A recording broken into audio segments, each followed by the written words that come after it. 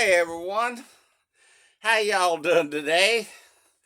This is Norman McFadden. You people that tunes into my show every week knows that I'm author of 4 books, and I got the 5th one coming out this month. But two of them is Urban Legends of Leaper Hollow, 1 and 2. Then I wrote for the paper for 4 years up here in Lincoln County, Missouri, and I got 2 books. Urban Legends of Lincoln County, Missouri. Now, being close to Halloween, I'm sure everyone that's around Lincoln County, or even around Missouri, had heard of the haunted Cobb factory. And I wrote a story about Eli Cobb for the paper that never came out in my books. So I thought, since this is close to Halloween, it'd be a good story to tell y'all. I'm going to tell you some facts, and then I'm going to give you my opinion on something.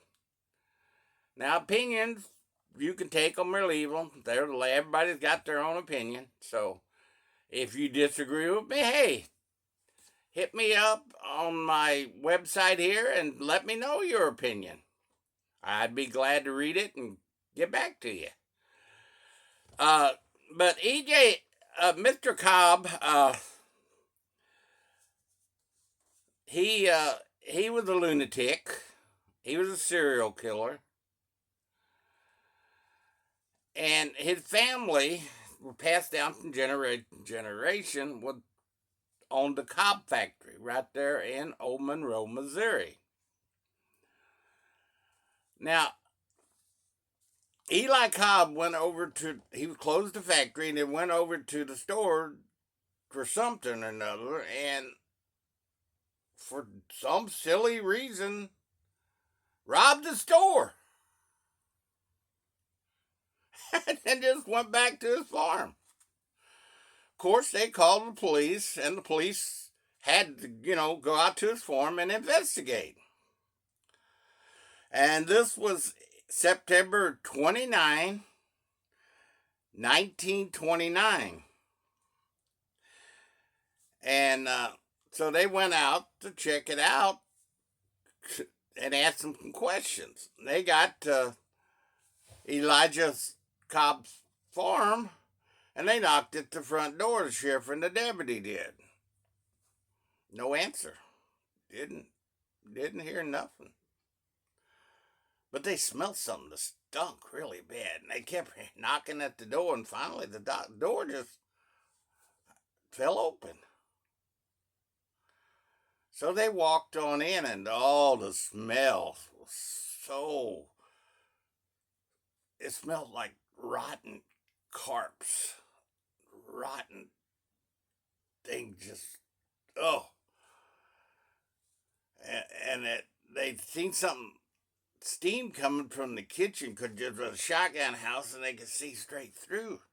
So the sheriff ran real quick, and he bumped into something with his shoulder as he was running through the house, but he wanted to get in there and turn off that stove because it was really boiling, so he turned it off.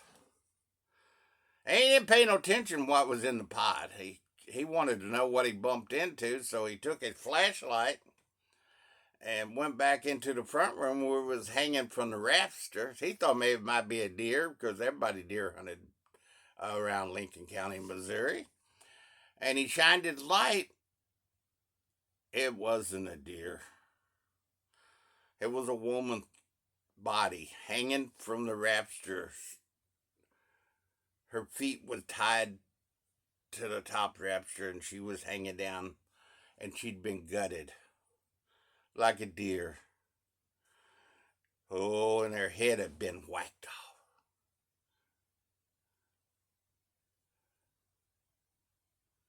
The sheriff got so sick when he was looking at it, he said he was almost ready to throw up.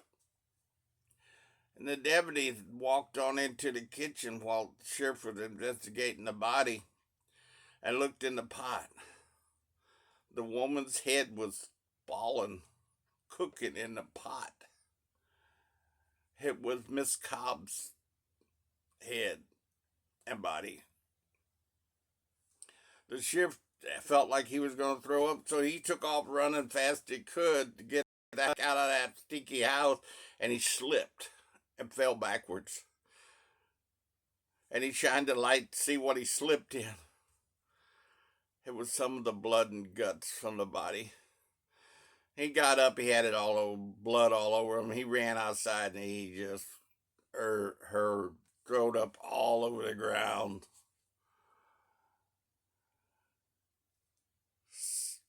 But after that, they went back into the house and they investigated more, and they found the kids. They had 3 kids, and they found the 2-year-old laying in his bed, covered up. 2-year-old boy. 9-year-old daughter was laying in the same room in a different bed, covered up, like she was sleeping. The 4-year-old son was doing the same thing. They uncovered them. They'd been hunted. They had scratches all over them.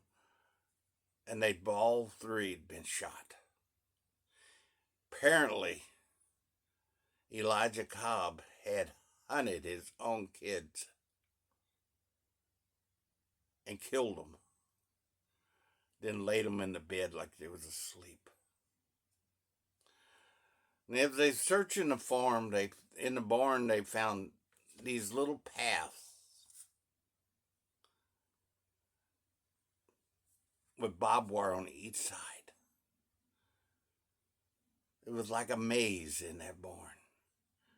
If you got off the trail, you'd hit the barbed wire and it would scratch you up. Like somebody'd been hunted in that barn. They'd let them go and then somebody hunted them. And the search of the farm, they found 65. Now you want me to repeat that? 65 bodies buried on that farm.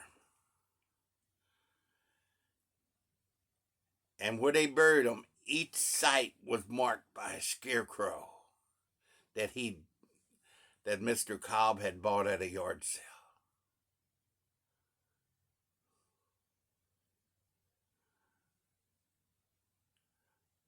Now this is where my opinion comes in. They said Elijah Cobb killed all of them people and his family and then committed suicide. Now this is my opinion. I'm not saying it's true, but this is what I think. I think Elijah Cobb on his farm was running a hunting company. I think he went and kidnapped people, brought them to his farm, and it wasn't just him. They hunted these people down and killed them, and then buried them out there. Because I don't think one man could done all the stuff they said Mr. Cobb did. Of course, he was crazy. He was a serial killer. But that's a lot of people. And then in now this is fact, 1939, they was going to sell the Cobb farm. But one night, the barn, the house, everything was burnt to the ground. And something funny, they never did find out who did it. All right, now this is a fact too. The ground laid empty until 1999. 65 years after they'd found them bodies on the farm, they brought a bulldozer in. and they started bulldozing the ground. And they found 38 more bodies. Now that's over 100 bodies. One man did not kill over 100 people and bury them. Take it or leave it. My opinion, Elijah Cobb was crazy, a serial killer, but he did not kill all them people. He was running a hunting club. They burnt the place down to keep evidence from being found.